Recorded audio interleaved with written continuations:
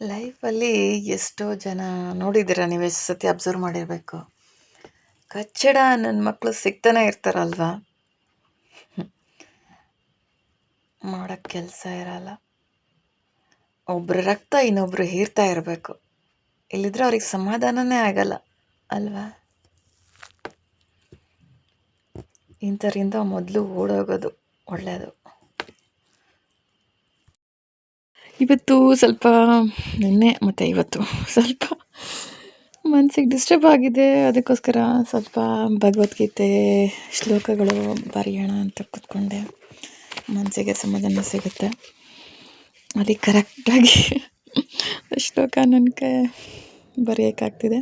C how the almighty will guide you through ಬಂಧುರಾತ್ಮಾತ್ಮನಸ್ತಸ್ಯ ಯೇನಾತ್ಮೈವಾತ್ಮನಾ ಜಿತಃ ಅನಾತ್ಮನಸ್ತು ಶತ್ರುತ್ವೇ ವರ್ತೇತಾತ್ಮೈವ ಶತ್ರುವತ್. ಅಂದರೆ ಕರೆಕ್ಟಾಗಿ ಹೇಳ್ತಿದ್ದಾರೆ. See the life incidents and the lessons you learn.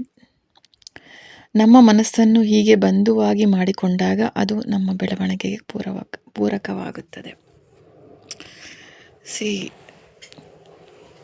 ವೈರಿಯಾಗಿ ಮಾಡಿಕೊಂಡ್ರೆ ಬೆಳವಣಿಗೆ ಕುಂಠಿತವಾಗುತ್ತದೆ ಅಂತ ಹೇಳ್ತಿದ್ದಾರೆ. ಅಂದರೆ ನಮ್ಮ ಮನಸ್ಸೇ ನಮಗೆ ಶತ್ರು, ನಮ್ಮ ಮನಸ್ಸೇ ನಮಗೆ ಮಿತ್ರು ಅಂತ ಇದು ಹೇಳ್ತಾ ಇರೋದು. Next see I am writing ಜಿತಾತ್ಮನಃ ಪ್ರಶಾಂತಸ್ಯ ಪರಮಾತ್ಮ ಸಮಾಹಿತಃ ಶೀತೋಷ್ಣ ಸುಖ ದುಃಖೇಶು ತಥಾ ಮಾನಾಪಮಾನಯೋಃ.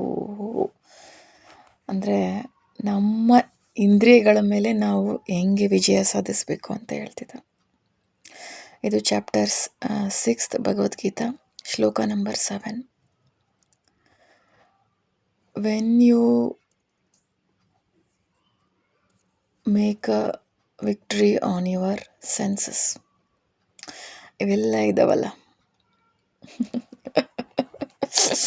ಪಂಚೇಂದ್ರಿಯಗಳು. ಯಾವ ಹೇಳಿ ಪಂಚೇಂದ್ರಿಯಗಳು?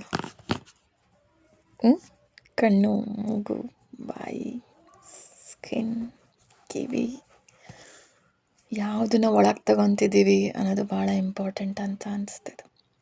Because whatever you are consuming through your 2 eyes, nose,